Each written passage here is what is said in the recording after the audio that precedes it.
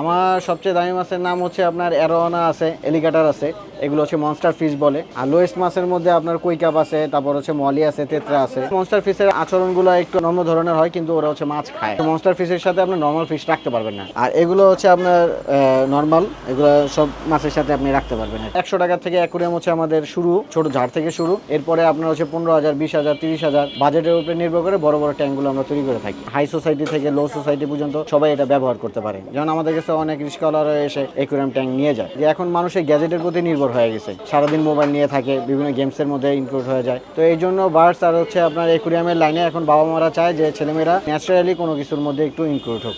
এই অ্যাকুরিয়ামটা যখন শুরু হয় তখন হচ্ছে আপনার লোহার ক্লাম আর হচ্ছে গ্লাস দিয়ে ইনক্লুড করা হয়। তো একটা সময় আব্বা থিসিস করলো যে এটা উডেন জগতে নিয়ে আসা যায় কিনা। তো কেরোসিন কাঠ দিয়ে আমরা উডেন বেস আমরা বানাই, নিচের স্ট্যান্ডটা উপরে ঢাকনাটা,